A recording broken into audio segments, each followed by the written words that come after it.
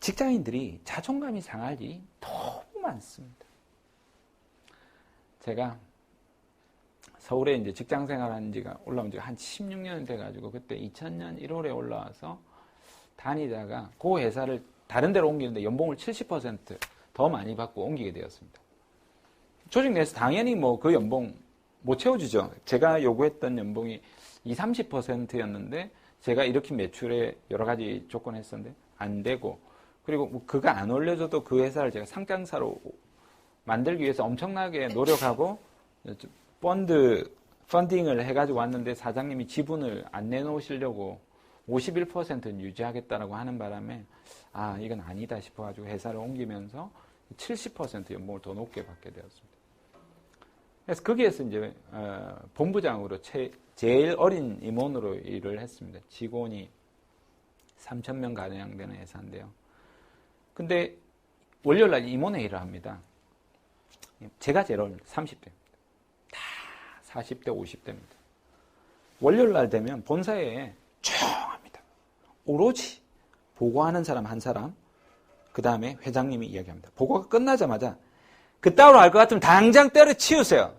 사표 쓰라고, 사표! 이 말이 본사 전부 다 들립니다. 직원들이 전화 받을 때도 네. 전부 다. 그래서 저는 그분이 사표 쓰실 줄 알았습니다. 저는 저렇게 자존심 상해서 어떻게 일을 하나. 그 다음 주에 방긋 웃으시면서 또 나오십니다. 저는 네가 50대거든요. 그분들이 50대인데. 그래서 저분이 되게 긍정적이구나. 처음에 그렇게 생각했어요. 근데 그 다음 주에도 또 마찬가지로 이제 돌아가면서 욕을 이렇게 사표를 굉장히 그런 욕을 많이 들으시는 분이 있고, 반복적으로 가끔씩 또 들으시는 분도 있고, 칭찬도 가끔 들으시는 분도 있고, 저는 칭찬을 많이 들었습니다. 주변에 이만큼만 해봐라 이런 이야기를 되게 많이 듣고, 제일 어린데 그런 이야기 듣는 게 되게 부담스럽고 그랬었는데, 다 이제 그때는 30대니까 나 같으면 난 사표 쓰고 나온다. 왜냐면 30대 나와도 돼요. 갈 데가 있어요. 40대 중반부터는, 그때 내가 철딱선이 없었던 거죠. 40대 중후반이 되면 갈 데가 없어요, 사실은. 그 업무라는 게 정해진 특수한 업무에 한정된 업무고, 그 업무를 가지고 이직을 할 수가 없어요. 대부분의 특수한 경우에 어디 미리 이끌어가지 않는 이상은 못 가요. 껌딱지처럼 진짜 있어요. 우리 회장이 어떤 사람이냐면, 이런 이야기 하면 그렇지만, 공기업 출신, 은퇴하신 분, 장관, 차관 출신, 이런 사람들도 임원이나 부사장급, 사장급 딱 넣어놓고 6개월을 쫙 단무를 뽑아 먹습니다. 네. 김 사장님 잘 부탁드립니다. 김 이사님 잘 부탁드립니다. 네, 정 이사님. 이렇게 하고요. 단무를 뽑는다는 게 뭐냐면 그 사람이 거래처입니다. 싹 거래처를 6개월 정도 뽑아오고 나면 그밖에 없어요? 응? 그따위로 할 것 같으면 당장 끝내세요. 이렇게 합니다. 압박을 팍팍 강합니다. 한 번도 사실 을지를 못 당해봤던 사람들, 갑으로만 있던 그런 사람들이 있거든요. 이런 이야기 하면 그랬지만, 장차관 공무원 1급, 2급 출신이 을지를 당할 일이 별로 없습니다. 거의 없습니다. 이 사람도 함부로 못 하거든요. 나와서 그 짓을 당합니다. 우리 회장님은 꿋꿋합니다. 끝까지 갑니다. 그래야지, 왜냐하면 이제 고임금을 자를 수 있기 때문에. 나갑니다. 거의 못 견딥니다. 1년을 못 견딥니다. 그럼 다시 또 뽑습니다. 임원. 그럼 단물 쫙 뽑고 갑니다. 그러니까 자존감을 상할 일이 너무 많습니다. 그 좋은 회사가 어느 회사예요? 말을 할 수는 없고. 말을 할 수. 근데 어느 날 그 회장님은 지금 좀 문제가 생기셔가지고 이렇게 아주 큰 거 한 건 하셨습니다. 네, 그 회장님이 어느 날 제가 39대도 그러는 겁니다. 야, 너 그따위로 할 것 같으면 실적 안 나는데 사표 써. 저는 바로 사표 써. 내가 언제 써라고 그랬어? 이렇게 하는 겁니다. 그게 말이 습관이 습관. 그러니까 혼나는 게 이제 습관. 그래서 그날은 이제 내려왔는데, 어느 날 또 한 달 후에 하는 겁니다. 제가 사실 급여를 안 받고도 우리 회사 내가 맡고 있던 사업부가 수익이 안 나서 급여를 안 받고도 일할 용의가 있었고 그렇게 해서 구조조정 계획을 잡았는데 그렇게 하는 겁니다. 손해 난 것도 제가 매각 처리해 주겠다. 하나도 손해 안 나게. 그래서 인수 거래처도 잡아놓고 했는데 또 그런 거예요. 그래서 제가 그때는 화가 나서 나왔습니다. 못하겠다. 그랬더니 회장님 막 붙들고 우리는 끝까지 가자. 제가 끝까지 갔으면 큰일 날 뻔했습니다. 그래서 폼나게 39에 나왔지만 사실 마음은 썩어 문드러졌습니다. 왜냐하면 그래도 월급쟁이 사장이었거든요. 그때는 진급해가지고. 사장이었는데 폼나는 이 명함의 사장이 없어졌잖아요. 타이틀이 없어졌잖아요. 앞에 그 40대처럼 여러분 타이틀이 없어지면 얼마나 이게 남자가 불안한지 모릅니다. 명함이 없다라는 게 명함을 안 가져왔을 때하고 다릅니다. 안 가져왔을 때는 당당합니다. 내가 깜빡하고 안 가져왔네요. 당당한데 없으면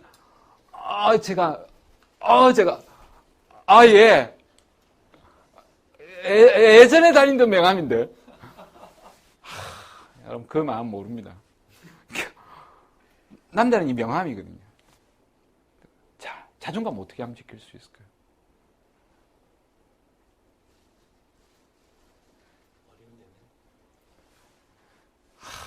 버리면 된다. 마음을 내려놓고 내 명예 집 이게 안 되면 안 돼. 근데 그게 정답이에요. 또 친구 무슨 말씀하려고 하셨죠? 아니에요? 손 이렇게. 자, 이건 책을 통해서 보시기 바랍니다. 깔딱깔딱하게 넘어가세요. 왜냐면 이제 끝날 시간은 다 다가오고 지금 이제 마무리를 해야 되기 때문에 조금 더 가야 됩니다. 직장 다니는 동안 아까 우리가 미리 준비해야 되는데 경험을 많이 해봐야 됩니다. 이건 학생도 마찬가지입니다. 학교 다니는 동안 경험을 많이 해봐야 됩니다. 경험이라는 게 뭐냐? 시간과 돈입니다. 시간과 돈과 열정입니다.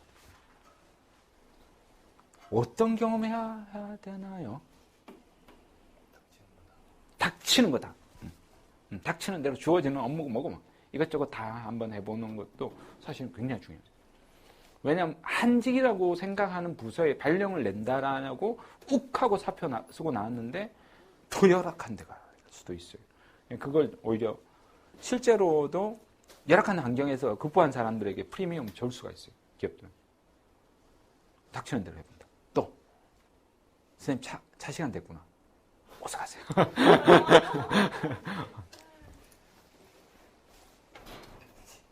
질문 받고 가세요. 아니요, 장난. 자, 어떤 게 해야 돼요? 또 어떤 경험 해봐야 돼요? 그 직장에서만 겪을 만한 일들이나 이런 경험들 그 직장에서 그 직장에서 겪는 특수한 경험들 경우에 따라 그렇게 생각해 볼 수도 있어요. 어차피 여기 나갈 건데 최대한 여기 있는 거 경험해 볼 거 다 해보자 이런 마인드도 될 수 있을 것 같아요. 경험이라는 게 항상 시간과 돈과 열정이 들어갑니다. 그래서 어떤 경험을 해야 되나 미리 항상 고민해야 됩니다. 직장 다니는 동안 경험을 최대한 많이 해야 돼요. 즉 아까 내가 좋아하고 싶은 일도 사실은 해봐야 됩니다. 미리 있는 동안에 해보고 이런 시도도 해보고 저런 시도. 그러니까 끝장내고 새로운 시도를 좋을 거야 하고 시도를 하면 이미 이것 때문에 앞에 걸 다 내려놓고 해야 됩니다. 학생들도 마찬가지. 미리 그래서 해보는 과정이 필요하다는 겁니다. 자, 아까 선생님이 이야기했잖아요. 돈, 지위, 명예 이런 욕심을 내려놓는 것이 중요합니다. 꺼내가네. 근데 어떻게 내려요? 팍 내려놓는 그냥 팍 내리면 된답니다. 또 그보다 더 자기가 좀 고차원 더 중요하다 생각하는 가치를 만들어서 순위를 좀 낮추는. 와, 이것보다 더 높은 가치를 만들었어. 이것들의 순위를 확 낮춘다. 와, 그거 정말 중요한 전략인 것 같아요. 예, 교회 가거나 저리 가거나 아니면 머리를 깎으시거나 수도원에 가시거나 이런 방법도 참고로 그 법륜 스님이 그런 이야기도 하는데, 예, 절대 그렇게 못 들어온답니다. 그 일이 결코 들어오면 받아주는 일이 아니라 너무너무 어려운 일이랍니다. 그래 하면 죽을 도 말 도 직장인 일은 아무것도 아닙니다. 급여는 하나도 안 주면서요. 하루 종일 수도를 시키는데 먹을 거는 고기는 하나도 안 주면서 미치겠네. 이러면서 고기가 또 없네. 나보고 계속 앉아있으라네. 12시간 동안 가보자요. 미치겠다. 대나무로 때리네. 이러면서 이게 말이 아닌데, 장난이 아닙니다. 술을 못 먹네, 이러면서, 금요일인데. 어디 저기 가서, 죄송합니다. 그런 이야기 드리고.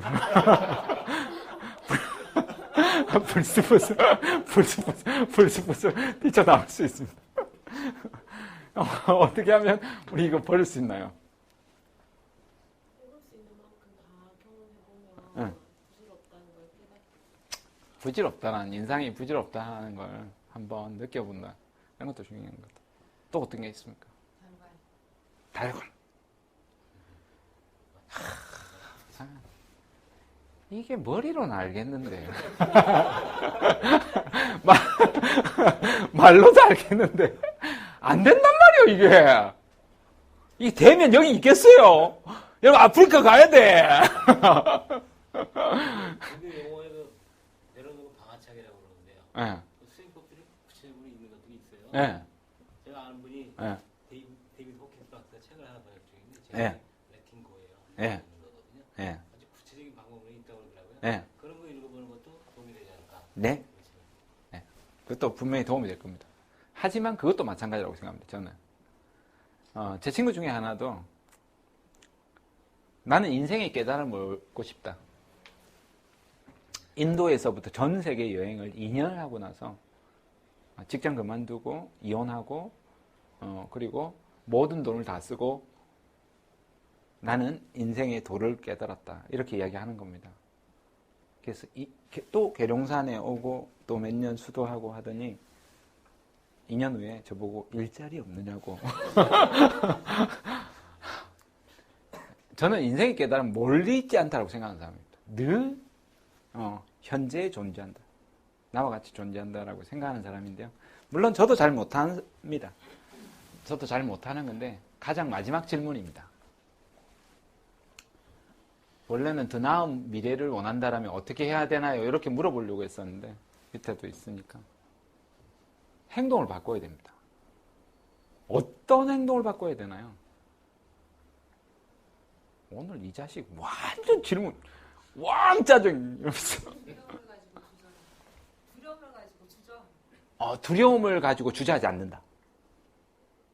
두려움을 가지고 가져야 된다.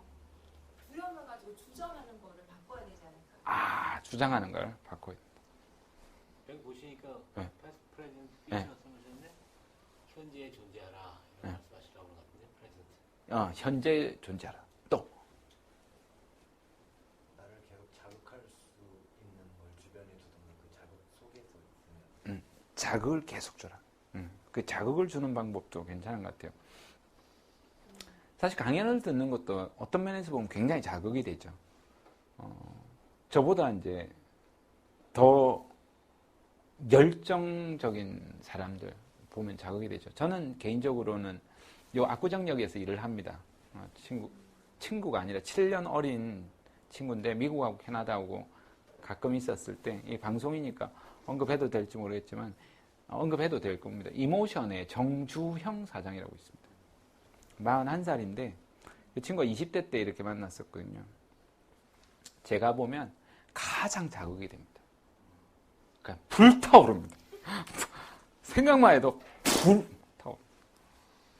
그 친구가 하고 있는 일에 대한 신념, 믿음, 가치, 철학 이런 확고한 일들, 주장 이런 것들을 볼 때 와, 저렇게까지 하는데 무엇을 하면서 나는 도전하면서 살아가나 이런 경각심, 자극들이 굉장히 많이 됩니다.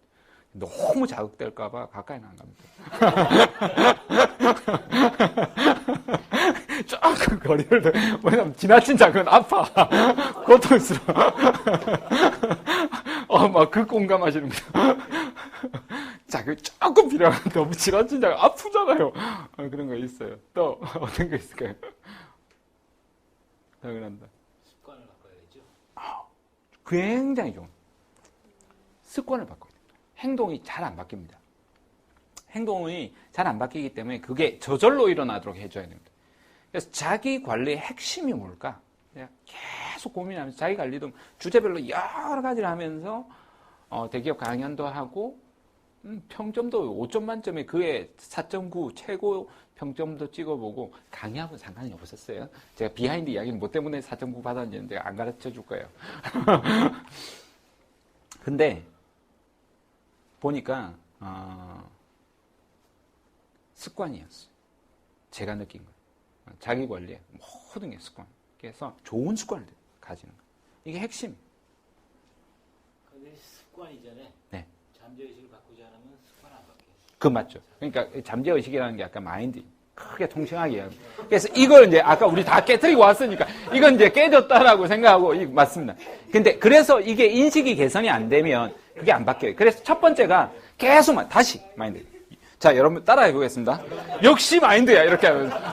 자, 하나, 둘, 셋. 역시 마인드야. 마인드를 바꿔야 됩니다. 마인드를 바꿔야 되는데, 근데 그 마인드를 격파를 시킬 때 너무 큰 걸 격파시키지 말고 행동을 하면서도 격파됩니다. 그러니까 작은 행동을 바꿉니다. 큰 행동을 바꾸는 것이 아니라 처음에는 아주 작은 걸 실천하는 겁니다. 처음부터 막 계획표 사는데 인생 계획표 모든 게 틈만 없어요. 빈틈이 없이 다 세워놨어. 지킬 수 있을까요? 거의 못 지킵니다. 90%가 못 지키면서 뭐라고 합니까? 우리 아내가 주로 많이 이야기합니다. 주로 봄에 이제 다이어트를 많이 합니다. 지금부터는 별로 다이어트를 신경 안 씁니다. 왜냐하면 옷을 이제 갈수록 두꺼운 옷을 입기 때문에. 제가 오래 살다 보니까 다 합니다. 봄이 되면 막 돌아옵니다. 예, 그러다가 한두 달 후에는 예, 그 뭐 여러 가지 삽니다. 뭐 100만 원씩 이런 거.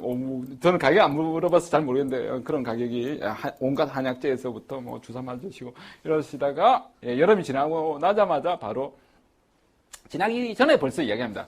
뭐 나이 들어가지고 꼭 이래 살아야겠나. 그래서 예, 또 먹기 시작합니다. 예, 그렇죠. 저는 예, 옆에서 보고만 있습니다. 아무나 안 합니다. 근데 작은 행동입니다. 진짜 큰 행동이 아니라 아주 작은 행동입니다. 정말 작은 행동입니다. 인생을 살아갈 때인데 그 작은 행동을 반복적으로 하는 겁니다. 이 작은 행동 하나를 예를 들어서 약속 시간 내가 5분 전에 가기로 했다. 아침에 내가 일어나는 시간보다 1시간 일찍 일어나기로 했다. 책 30분 어떻게든 간에 읽기로 했다. 한 달에 무조건 5권 읽기로 했다. 라고 하면 그 작은 거 하나만 일단 지킵니다. 이 하나만 지키시면 이게 이제 습관이 되기 때문에 습관이 이미 이제 되고 나면 그러니까 일단 예를 들어서 책 같은 경우도 이미 습관이 돼가지고 안 가지고 다닐 수가 없어요. 무조건 가져. 무조건 봐요. 무조건 보게 돼요. 지하철에 책 보는 사람이 있어요? 없어요. 물론 예, 보시는 분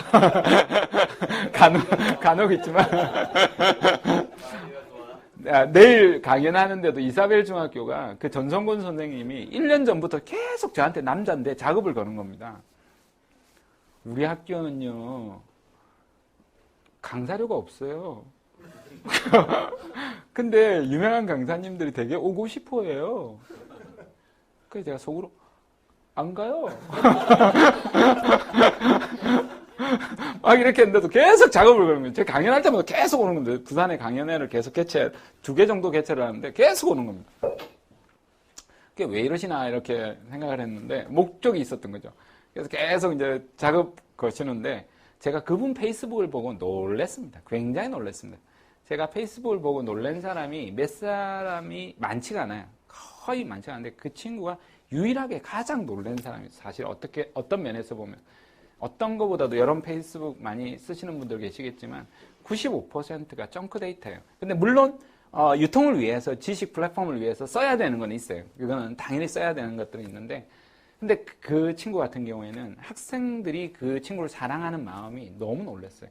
일단 책을 보는데 독자가 책을 저자를 부르면 무조건 다 읽게 합니다.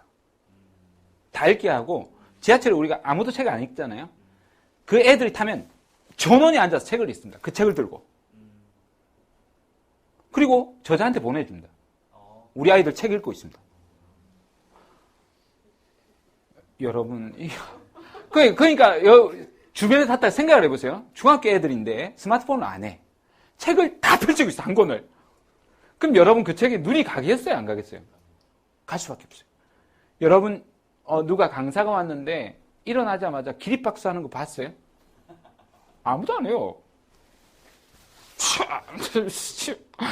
짱나. 그래서 나 바쁜데 왔는데 너 뭔 이야기 할 건데? 그래 짜증나고 막 이렇게 막 공이나 던지고 막 그럴 거잖아요. 근데 거기 가면 전학년이 기립박수 합니다. 중학교 애들이. 그러면서 이름을 외치면서 정철수 막 이런 식으로 하는 거예요. 그러니까 그걸 이제 동영상을 보여주는 거예요. 그리고 그래서 그 친구들을 내가 보고 너무 놀랐어요. 사실 너무 놀랐고 그 전성곤이라는 28살 선생님이에요. 군대를 안 갔다 오셨나 봐요. 4년째 진로 정교사예요. 정교사인데 아니 이 아이들을 얼마나 좋아하는지 아이들이 이 칠판에 가득 전성곤 쌤 사랑해요 성곤 쌤 이렇게 해가지고 칠판을 가득 써놓은 거예요. 그래서 선생님이 야 이거 수업 시작하면 지워야 되니까 쓰지 마 했더니 칠판 탁자에다 다 써놓은 거예요. 여러분 그런 선생님이 있으셨어요? 살아오시면서 자발적으로 포스트잇을 가득 채워놓은 거예요. 탁자 어지러워지니까 하지 말라고 했더니 노래 부르는 거예요. 성곤쌤은 우리를 사랑해 우리도 성곤쌤을 사랑해 막 그러면서 그런 노래를 부르고 그럼 급여를 100% 학생들한테 다 돌려준대요. 어떻게 하느냐면 지나가는데 애들끼리 대화하는 걸 이렇게 가만히 들었는데 전화 오는 친구 보고 네 성곤쌤 사주는 밥 먹어봤나? 아니 아직 못 먹어봤는데 그러니까 네 우리 학교에서 성곤쌤 사주는 밥 못 먹으면 바보데이?